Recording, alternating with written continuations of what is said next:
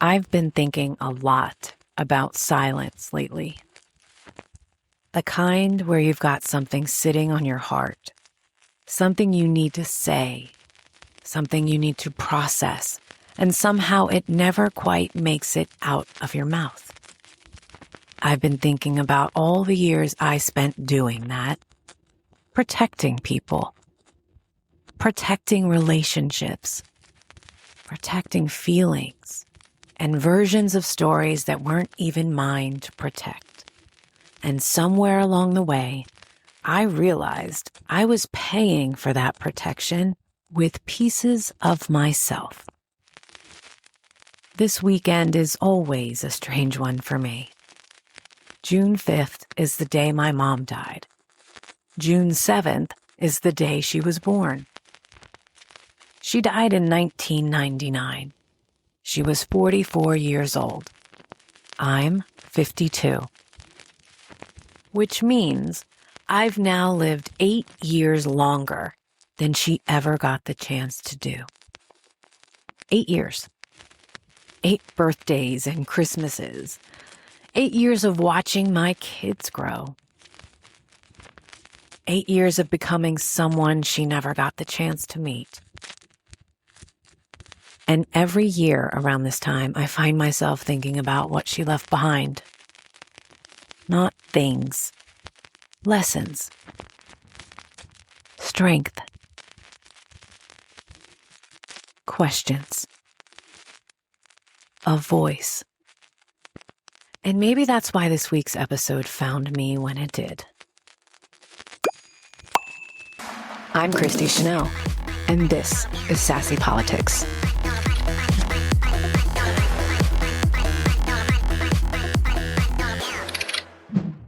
Welcome back to Sassy Politics, because these headlines are about us. I was reading an article this week by Helen Lewis called "The Men Who Want Women to Be Quiet." I got about halfway through the article when I stopped thinking about what the article was saying and started thinking about my own life. I know this to be true. Most women don't learn silence from politics. By the time politics enters the conversation, we've already been practicing for years. We learned it way earlier than that. We learned it in all the little moments that add up over a lifetime.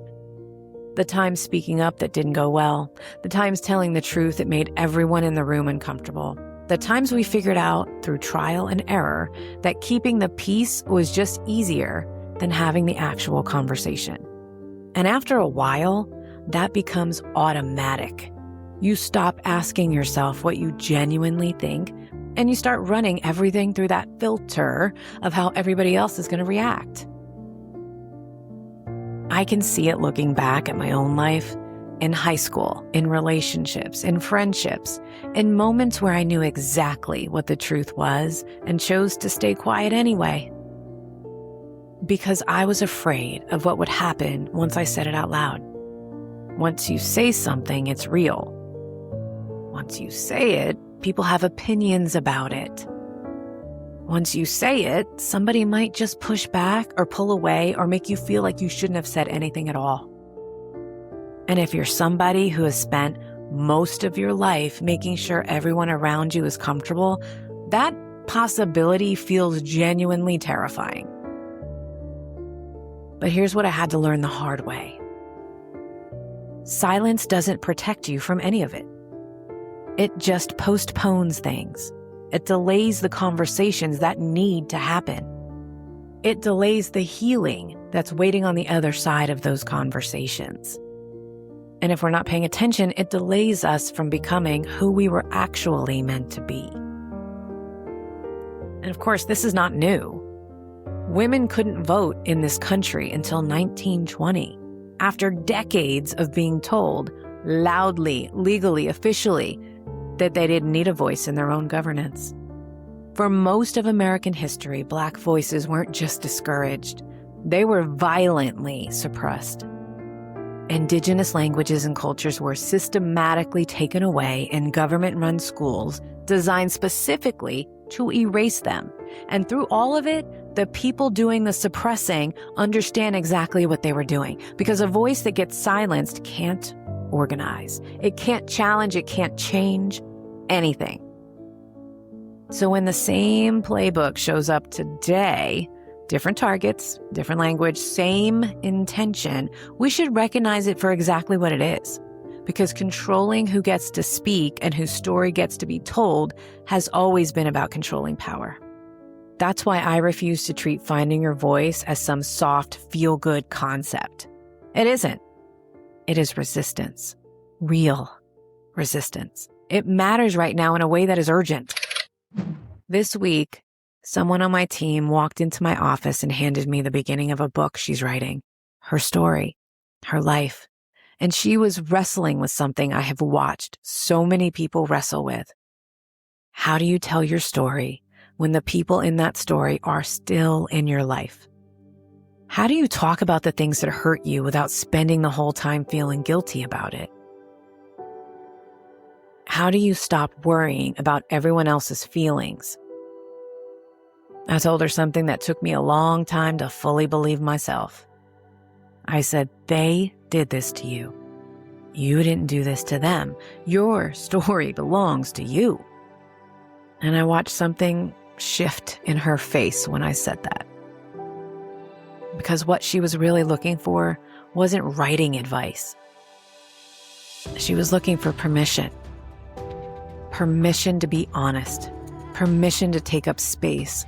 Permission to stop shrinking herself so everybody else could stay comfortable. And I think a lot of us are looking for that same thing, whether we know it or not. I went back this week and started reading through old transcripts from my podcast. Old episodes, project I created years ago, and I kept expecting to find this scattered, directionless person who kept changing subjects and starting over.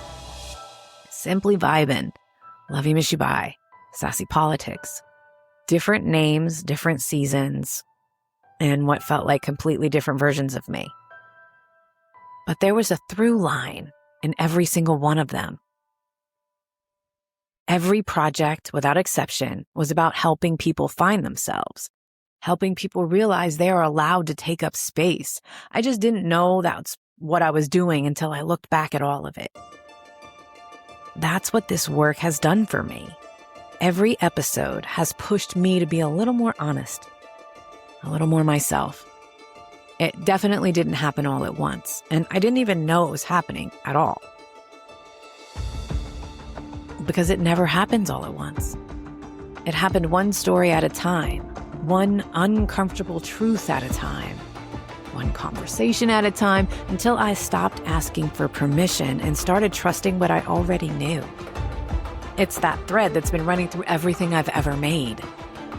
Underneath the politics and the entrepreneurship and relationships, I have always been fascinated by people. What breaks us, heals us, what shapes us into who we become. My mother never taught me to be small. She gave me permission to be myself long before I even knew who that was. She gave me permission to question things, to choose things, to become things. And sitting here at 52, 8 years older than she ever got to be, I understand that gift in a way I never could have when I was younger. The greatest thing she left me wasn't certainty or confidence or some roadmap for how to do it right. It was a voice and the freedom to use it. So if you're listening today and there's something you've been carrying, a story, a truth, a version of yourself you've been keeping hidden because you're just not sure what people will think or say or do, I want you to hear this. You don't need permission. Not from society or family or friends. And you damn sure don't need it from me.